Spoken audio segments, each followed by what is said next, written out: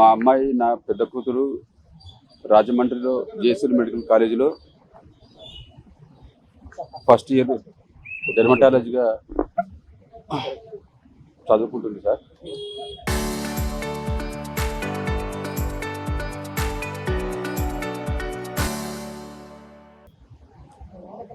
మొన్న 3వ తారీఖు సాయంత్రం రాత్రి 3వ తారీఖు మా అమ్మాయి ఇంకో మెడికల్ విద్యార్థి ఇద్దరు కలిసి సినిమాకి వెళ్తామని చెప్పారు. వెళ్ళారు. సినిమా చూసి 9:30కి సినిమా వదిలిపెట్టిన తర్వాత ఇంటికి వెళ్తున్నారు.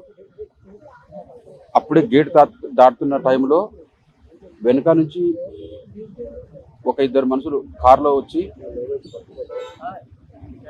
వాళ్ళు కావాల్సి హిట్ చేసి తల మీద ఎక్కించినారు సార్. అయితే అంతకుముందే వాళ్ళు తాగినట్టు తెలిసింది, బాగా తాగి ఉన్నారంట. లోపల సినిమా థియేటర్లో తాగి ఉన్నారు కాబట్టి మిమ్మల్ని అలౌ చేయము అని చెప్పి అంటే వాళ్ళు వినకుండా మమ్మల్ని ఎందుకు అలౌ చేయరు, మా ఇష్టము అన్నట్టుగా చాలా గర్వంగా మాట్లాడినారంట. చాలా అంటే వాళ్ళపైన ర్యాష్గా మాట్లాడి మేము తాగితే ఏంటి, మేమంటే ఏమనుకుంటున్నారు మీరు అని వాళ్ళతో గొడవ పెట్టుకున్నారంట. మేము సినిమా హాల్లోకి వెళ్తాము అని వాళ్ళు మేనేజ్మెంట్ వాళ్ళతో గొడవ పెట్టుకుని తోటి ర్యాష్గా బయటకు వెళ్తున్నారంట. అయితే గేట్ దగ్గర అప్పుడే గేట్ దాటుతున్న మా పిల్లలు అంటే మా అమ్మాయి ఇంకో డాక్టర్ ఇద్దరు గేట్ దాటుతున్న టైంలో వాళ్ళపైన గొడవ పడి వచ్చిన అదే మూడ్లో వచ్చి ర్యాష్గా డ్రైవ్ చేశారు. ఆగి ఒకసారి హిట్ చేసినారు. హిట్ చేసిన తర్వాత ఆగకుండా మళ్ళీ హిట్ చేసి ఒక రాక్షసుల్లాగా ప్రవర్తించి అమ్మాయి తలపైన కారు ఎక్కించుకొని లెఫ్ట్ టర్న్ తీసుకుని వెళ్ళిపోయారు సార్. దొరకకుండా ఆగకుండా కొంచెం కూడా రెస్పాన్సిబిలిటీ లేకుండా రాక్షసుల్లాగా ప్రవర్తించినారు సార్. వాళ్ళు మనుషుల పశువుల కనీసం మానవత్వం వాళ్ళకు ఉందా లేదా, వాళ్ళు మనుషులేనా, అంత ఇగో ఎందుకు సార్? తగిలిచ్చినాము, హిట్ చేస్తున్నాము, ఒక్క నిమిషం ఆగితే వాళ్ళు వెళ్ళిపోతారనేది కొంచెం కూడా దయ లేకుండా చాలా రాక్షసంగా ప్రవర్తించినారు సార్. దానివల్ల మా అమ్మాయికి చాలా డ్యామేజ్ అయింది. అక్కడే బ్లడ్ దాదాపు 2 లీటర్లు వరకు బ్లడ్ పోయిందంట సార్. వెంటనే అక్కడ ఉండే వాళ్ళంతా స్పందించి హాస్పిటల్ తీసుకెళ్తే అక్కడ ఒక ట్రీట్మెంట్ జరుగుతూ ఉంది. నైట్ మాకు ఫోన్ చేస్తే ఇలా మీ అమ్మాయికి యాక్సిడెంట్ అయింది, మీరు తొందరగా బయలుదేరి రావాలంటే మేము హైదరాబాద్ నుంచి అదే రాత్రి హుటాహుటిన బయలుదేరి తెల్లారేటప్పటికి రాజమండ్రి చేరుకున్నాం సార్. అక్కడ ట్రీట్మెంట్ జరుగుతుంది. మేము పోయేటప్పటికి వాళ్ళు అన్నారు బ్లీడింగ్ చాలా ఓవర్గా పోతుంది, ఈ హెడ్ మొత్తము లోపల ఈ ఫ్రంట్ ఇవన్నీ ఇరిగిపోయినాయి, ఈ గొంతు పైన టైర్ ఎక్కించినారు, దానివల్ల చాలా బ్లడ్ పోయింది, కండిషన్ చాలా సివియర్గా ఉంది, హోప్స్ కూడా లేవు, అలాంటి పరిస్థితిలో ఉన్నారు అని ఈసీజీ టెస్టులు చేశారు. మాకు క్లియర్గా చూపించారు వాళ్ళు.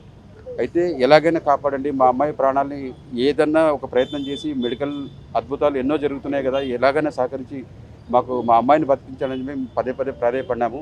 వాళ్ళు కూడా బ్లీడింగ్ ఎక్కువ ఉంది సార్, ముందు బ్లీడింగ్ ఆపాలి. మేము వాళ్ళని రిక్వెస్ట్ చేసాము, హైదరాబాద్ కన్నా తీసుకెళ్తే కనీసం అక్కడైనా బతుకుతుందేమో నా కూతురు, అట్లన్నా ప్రయత్నం చేసుకుంటామంటే లేదు 48 అవర్స్ చూద్దాం సార్, ఎందుకంటే ఇదే మెడికేషన్ అక్కడ కూడా ఇస్తారు కాబట్టి ఈ బ్లీడింగ్ అవుతున్న టైంలో ఆపకుండా మీరు వెళ్ళారంటే మార్గ మధ్యంలోనే ప్రమాదం జరిగే అవకాశాలు ఉంటాయని చెప్తే మేము దానికి అర్థం చేసుకుని అక్కడ 48 అవర్స్ ట్రీట్మెంట్ జరగడానికి సరే అని ఒప్పుకున్నాము. ట్రీట్మెంట్ జరుగుతూ ఉంది. ప్రోగ్రెస్ ఏం లేకపోగా కనీసం హైదరాబాద్ కన్నా తీసుకొస్తే నా కూతురుని కాపాడుకుంటానేమో అనే ఉద్దేశంతో ఇక్కడికి కిమ్స్కి తీసుకొచ్చాను సార్. వీళ్ళు కూడా బాగా స్పందించి చాలా జాగ్రత్తగా చూస్తున్నారు లోపల, కానీ ఏమాత్రం ఉపయోగం లేదు సార్. ఇప్పుడు ప్రజెంట్ కండిషన్ అయితే చాలా క్రిటికల్ కండిషను, బతికే హోప్స్ ఏమి లేవని చెప్తున్నారు సార్. యాప్నియా టెస్ట్ ఏదో చివరిసారిగా చేస్తామని చెప్పేసి యాప్నియా టెస్ట్ అంటే బ్రెయిన్ ఆల్మోస్ట్ డెడ్ అయిపోయింది, మిగతా బాడీ వెంటిలేటర్ పైన నడుస్తుంది. బ్రెయిన్ కంప్లీట్గా 100% చనిపోయిందని చెప్పడానికి ఒక టెస్ట్ ఉంది. ఏ మూలకైనా 1% జీవం ఉందేమో చూడాలి అంటే ఒక యాప్నియా టెస్ట్ చేయాల్సి వస్తుంది. ఆ టెస్ట్ చేయాలంటే సోడియం లెవెల్స్ 160, 180, 160 అట్లా ఉన్నాయి. ఇంకొంచెం డౌన్ అయిపోతే అప్పుడు యాప్నియా టెస్ట్ చేస్తే బ్రెయిన్లో కనీసం ఏమన్నా కొంచెం ప్రాణం ఉంటే మేము రక్షిస్తాము అని చెప్పారు.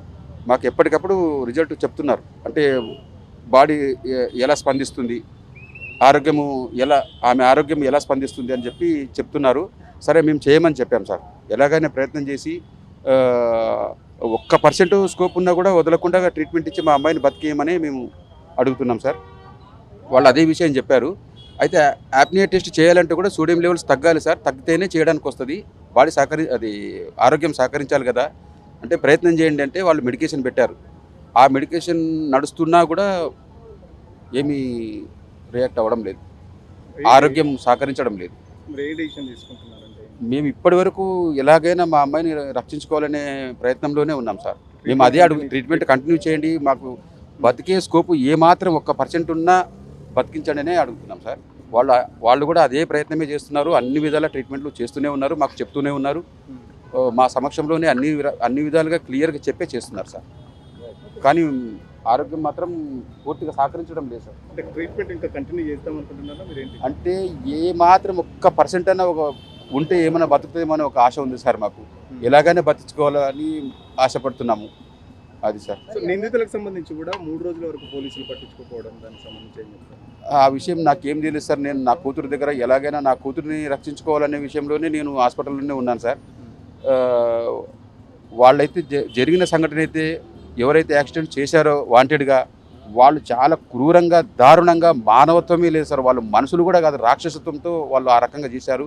వాళ్ళని మనుషులన్నా అనడానికి కూడా లేదు సార్, అంత ఘోరంగా ప్రవర్తించినారు సార్. ఎలాంటి శిక్ష పడాలని వాళ్ళకు కఠినమైన శిక్ష వేయాలి. నేను అందుకే ప్రభుత్వాన్ని కూడా కోరుకుంటున్నాను. ముఖ్యమంత్రి చంద్రబాబు నాయుడు గారిని కూడా మీడియా ద్వారానే కోరాను. మొన్న లోకేష్ గారిని, ఎడ్యుకేషన్ మినిస్టర్ లోకేష్ గారిని రిక్వెస్ట్ చేస్తున్నాను. అక్కడి ఏపీ ప్రభుత్వము,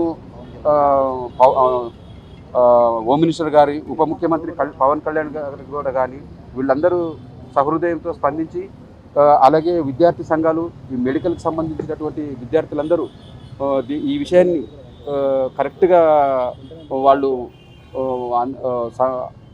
అందరిని అడిగి, అంటే వాళ్ళకు నిందితులు తప్పించుకోకుండా ఖచ్చితంగా కఠినమైన శిక్ష పడేలాగా ఏం చేస్తే సరిపోతుందో అవన్నీ ప్రయత్నాలు చేసి మాకు సహకరించాలని చెప్పి మేము కోరుకుంటున్నాం సార్. యాప్నియా టెస్ట్ ఇప్పుడు ఏమైనా స్టార్ట్ అయిందా? దానికి సంబంధించి అంటే ఏం చెప్తున్నారు? ఎంత టైం అది చెయ్యాలంటే సోడియం లెవెల్స్ తగ్గితే అప్పుడు ఆరోగ్యానికి, అంటే ఆ రకంగా స్పందిస్తే ఆరోగ్యము యాప్నియా టెస్ట్ చేయడానికి వస్తుంది. అది కరెక్ట్గా చేయాలంటే మిగతా మెడికేషన్ పెట్టి సోడియం లెవెల్స్ కరెక్ట్ లెవెల్కి తెచ్చి అప్పుడు మాత్రమే చేయాల్సి ఉంటుందట సార్. చెప్తున్నారు సోడియం లెవెల్ ఎప్పటిలో కంట్రోల్ అవుతుందని. అది చూస్తున్నారు సార్, చూస్తున్నారు కానీ సోడియం లెవెల్స్ ఇంకా తగ్గడం లేదు. ఈలోపు మిగతా ఆర్గాన్స్ అన్నీ, కిడ్నీ నుంచి బ్లడ్ వస్తూ ఉంది యూరిన్లో, ఇంకా మిగతా ఆర్గాన్స్ కూడా మెల్లమెల్లగా ఇదవుతున్నాయి, చెడిపోతున్నాయి సార్. లేదు సార్, ఆ విషయం మేము ఎలాగైనా బతికించుకోవాలనే ఆలోచనలోనే ఉన్నాం. కానీ ఆ అవయవదానం గురించి మేము ఆలోచించడం కానీ, ఎవరైనా అడగడం కానీ అలాంటిది ఏమి లేదు. అవి మేము ఏది వినదలుచుకోలేదు.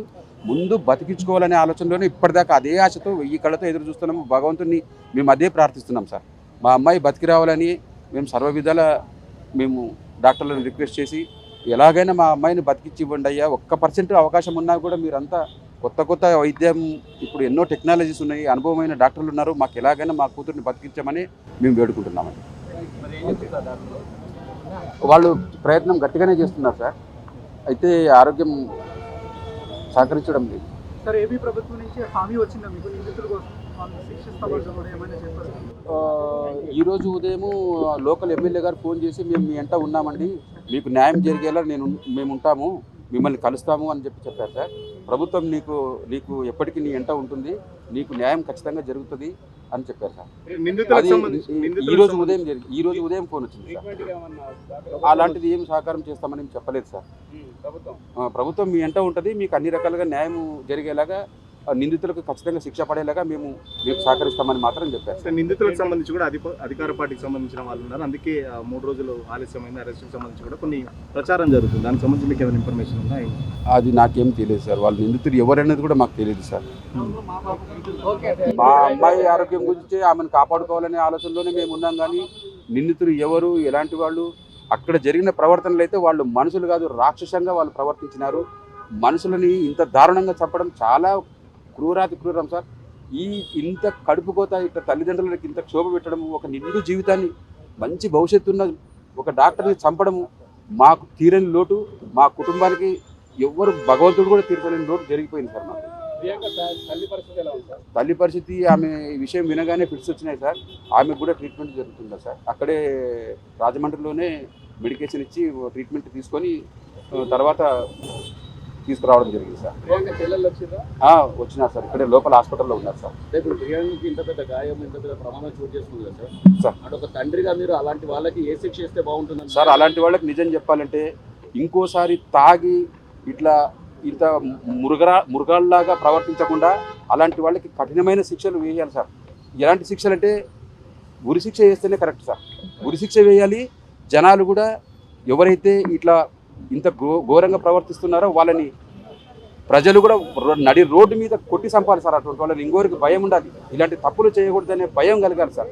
లేకపోతే ఇట్లా తాగి రోడ్ల మీద నా ఇష్టం వచ్చినట్టు నడుపుతా, నాకు డబ్బు ఉంది, నాకు ధైర్యం ఉంది, నాకు బలం ఉంది అని అలాంటి వాళ్ళంతా ఇలా ప్రవర్తిస్తే సమాజం ఏమైపోవాలి సార్? నాలాంటి వాళ్ళ తల్లిదండ్రుల బాధ ఎక్కడ, ఎంతమంది చనిపోవాలి సార్? ఇట్లా మాకు జరిగిన లోటు అయితే సార్, మా జీవితం ఎంతో గొప్పగా ఊహించుకునింది అమ్మాయి. ఆమె మంచి డాక్టర్ అయ్యి మంచిగా సేవలు చేసి మా కుటుంబానికి ఎంతో ఆశలు ఉన్నాయి ఆమె మీద. గొప్పగా ఎదుగుతుంది కదా అమ్మాయి అని చాలా సంతోషపడ్డాము. కానీ ఈరోజు మా ఆశలన్నీ అడియాసలు అయిపోయినాయి సార్.